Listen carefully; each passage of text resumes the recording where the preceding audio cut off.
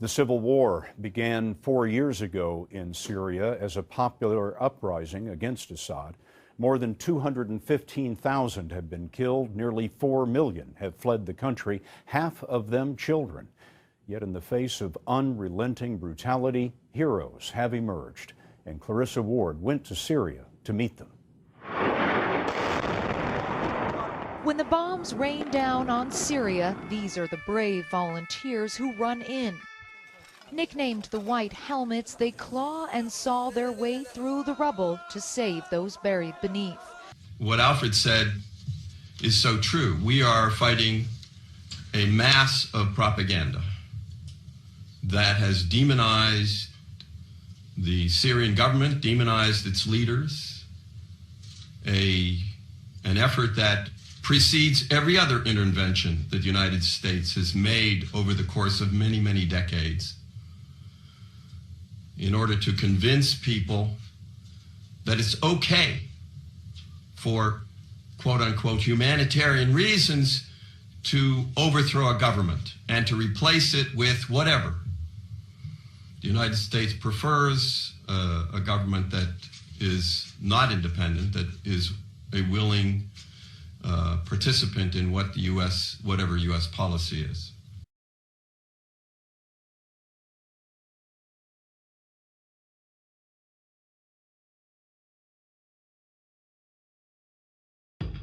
The White Helmets, also known as Syrian Civil Defense, claim to be an impartial, non-government organization campaigning for Syrians.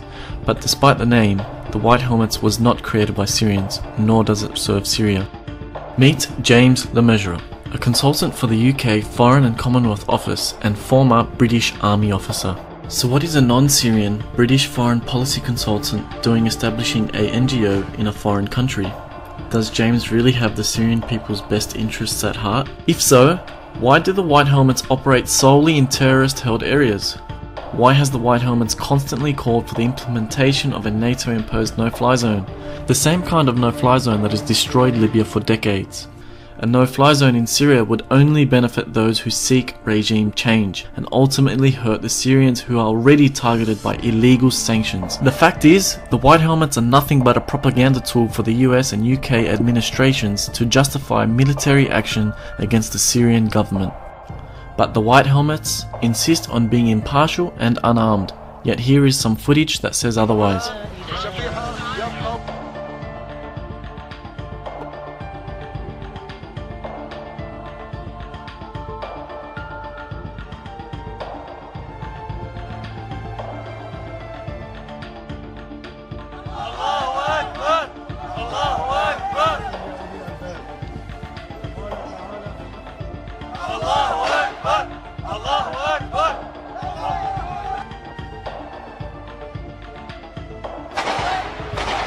But here's an example of a white helmet.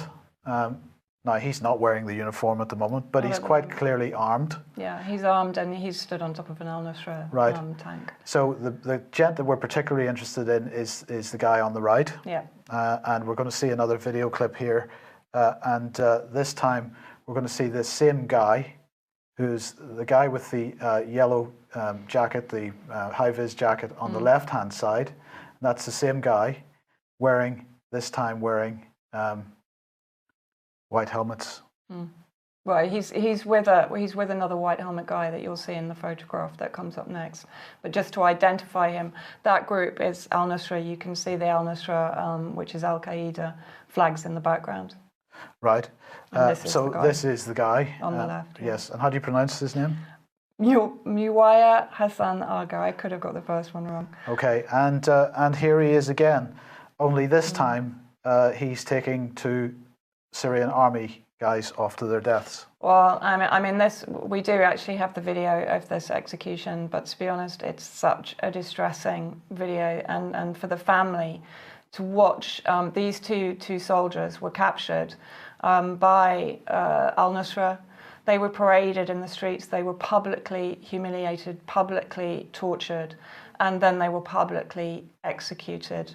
They were humiliated in the sense that you can see that they look pretty shaken and scared in this. And they were basically told, well, you know, you're apostates, which is, they were saying, you know, you're fighting alongside your Shia brothers. So again, we're seeing this demonstration of pure sectarianism. And I do want to make the point, when this photo was released on Twitter, I was sent a tweet by somebody who told me that Raed Saleh, who, by the way, has just been deported from the US for his extremist connections, had sacked Miałem from the White Helmets. Now, I have pressed and pushed for an official press statement from them, bearing in mind that they make it very clear that they will condemn any human rights violation, and yet here we have not one, but as we'll see, more than one White Helmet participating in an execution. Right. So this is the gentleman again, and this is his Facebook page, and that is actually a still from the execution video. Yeah. As I say, it's way too distressing. And that video he posted on his, Facebook page. Yes. And he didn't just post it, he posted it with celebratory comments which were responded to by other White Helmet operatives. So clearly they deserve a Nobel Peace Prize. Yes, makes sense. And also in the car at the time with these two guys was this guy. Now, you've had it confirmed that this is the same. I've had it confirmed. I mean, we don't have an actual identification in the sense of the name, but a number of people have based in Syria, and they have said it is the same guy. Right. Here's where it gets interesting. Meet Raed Saleh. He currently leads the White Helmets inside Syria. He was set to accept an award from Interaction, an alliance of international aid agencies, but was refused entry into the US due to his visa being cancelled for unknown reasons. 27th of April 2016, US Deputy Spokesperson Mark Toner was confronted by journalist Matt Lee about the White House's inconsistency regarding the White Helmets. You commend this group, you're going to continue to support them, and yet you revoked the visa of their leader? That makes zero sense to me. Well, what's exactly... And then when asked who funded and supported the White Helmets, Mark replies, Well, I can tell you that we provide through USAID about $23 million in assistance to them. $23 million. Wait a second. Are the White Helmets not, and I quote, fiercely independent and accepts no money from governments?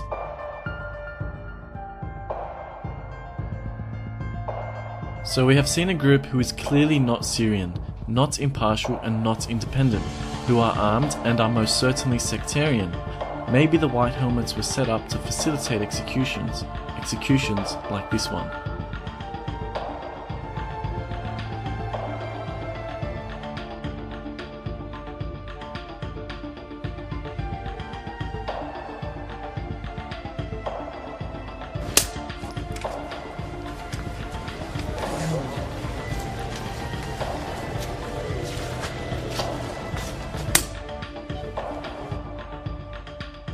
The brave, impartial White Helmets arrive at the scene within seconds of the execution, as if they were on standby, ready to collect the body.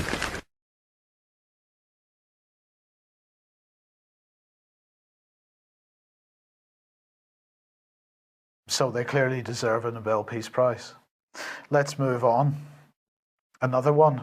Well, this is actually about the guy holding the microphone, Abu Omar al-Suri, and he is a nice gentleman, as can be seen in image selfies that he likes to take. Yeah, and basically what I had that translated this morning, what he's actually doing, he's taking this photograph and he describes it as something to show the horde. Kinana Alouche, who's a government media journalist in Syria. And it's a direct threat. He's calling her a whore? Yeah. Yeah.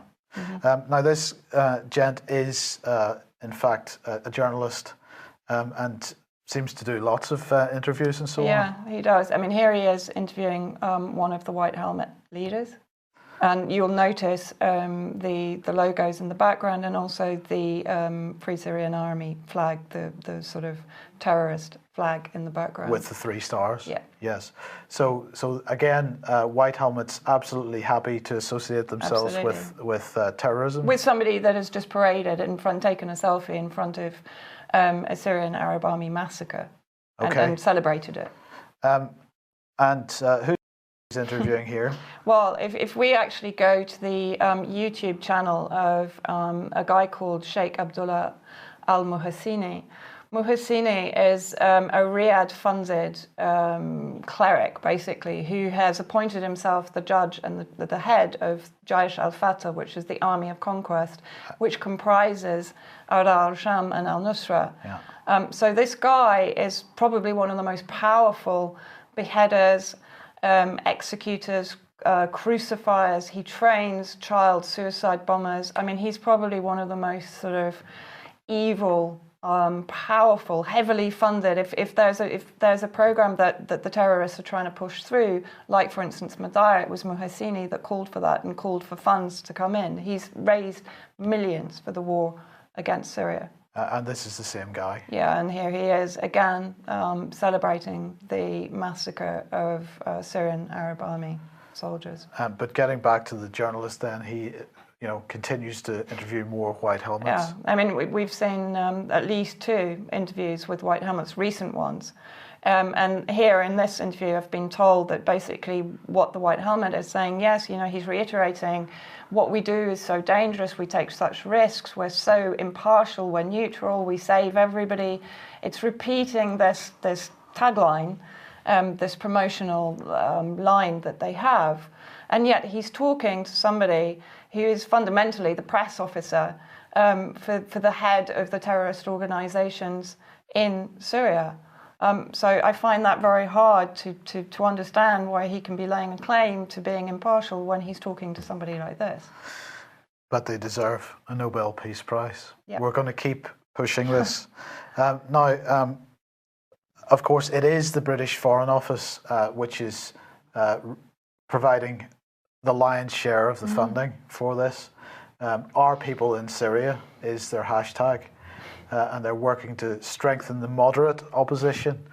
But I think we've demonstrated there's nothing terribly moderate about them. Moderate executioners, I think we should put in there. And just to make sure that we understand what we're talking about here, £19 million. Now, £19 million on the greater scheme of things may not seem like a huge amount of money, but £19 million of taxpayers' money that is basically going to fund a terrorist organisation under a humanitarian banner.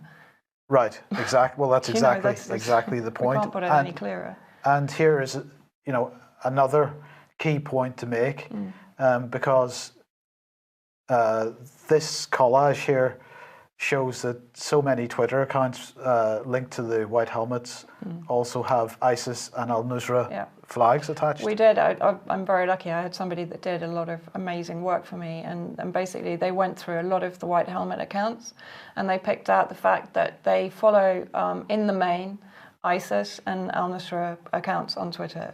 Very little else. And some Saudi accounts. Of course, Saudi is one of the financial backers of the war against Syria. The White Helmets. An NGO, or simply Al-Qaeda with a facelift?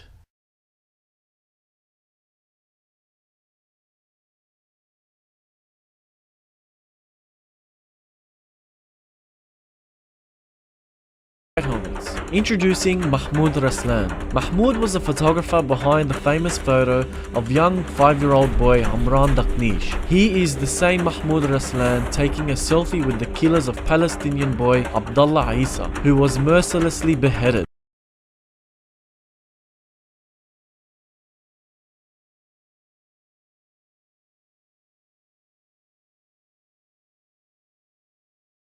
The term activist may sound like a well-meaning Western campaigner or charity, but the Foreign Policy Journal notes it's just newspeak for insurgents. The official source on Syria casualties, or what mainstream claims is official, is impressive-sounding organisation the Syrian Observatory for Human Rights. Reuters exposed the fact 3 years ago it was not an organisation at all, or even working in Syria. It's a single pro-insurgent supporter living in Coventry, England. Here pictured at the Foreign Office after instructions from Britain's Foreign Minister himself. Pro-war media is forced to resort to colossal lies since intelligence chiefs revealed to America's top investigative reporter, Cy Hirsch, quote, Obama's cronies are making it up. All the evidence actually points to the jihadis staging the chemical attacks. The attack was not the result of the current regime, the high-level intelligence officer wrote in an email to a colleague.